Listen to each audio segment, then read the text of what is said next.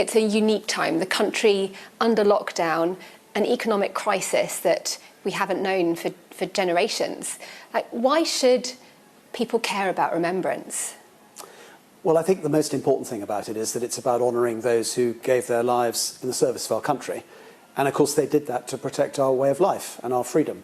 And I think it would be very dangerous if we forgot that. Not least, I think, because we need to hang on to that idea of democracy.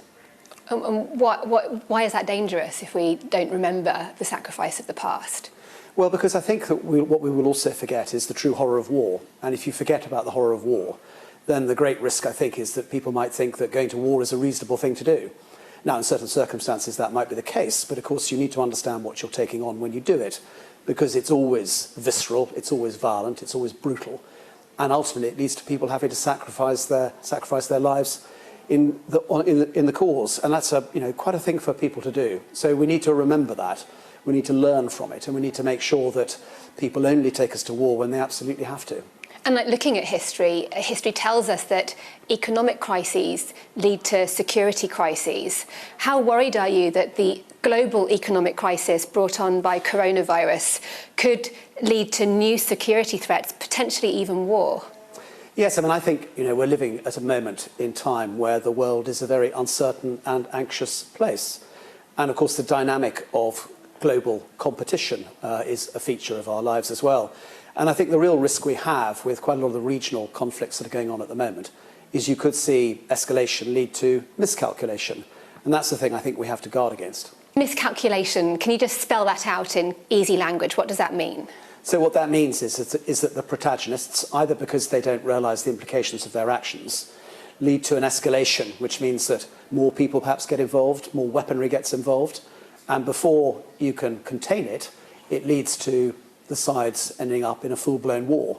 And if that happens, as we saw in the last century, we have to remember history might not repeat itself, but it has a rhythm. And if you look back at the last century, before both world wars, I think it was unarguable that there was escalation that led to the miscalculation, which ultimately led to war at a scale we would hopefully never see again. So are you saying that's a real threat, that there could be another world war? I'm saying it's a risk, and I think we need to be conscious of those risks. And that's why remembrance matters, because if you look back at history, hopefully you learn from their experience and you make sure that you're very cautious about how you manage the sorts of regional conflicts that we see playing out in the world today.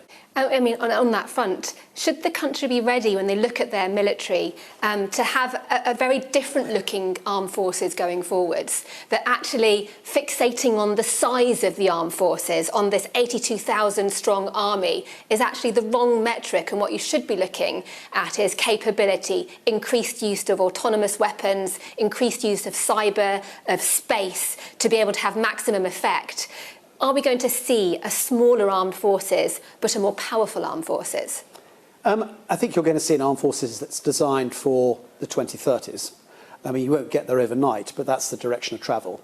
And we think that an armed forces designed for then is going to be one that is organised through the prism of the domains of land, air and maritime, but also cyber and space, because it's the way that you integrate all of those domains together these days and certainly into the future that gives you your disruptive edge.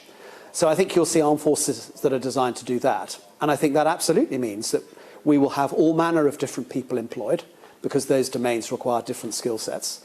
And we will absolutely avail ourselves of autonomous platforms and robotics wherever we can. But we don't yet know, and nobody can predict the future, quite what mix of technologies will be necessary to be able to achieve that. And that's why returning to the lost art of experimentation, something that perhaps we haven't done constructively since the 1930s, is something that we'll absolutely have to do. If you see something, say something.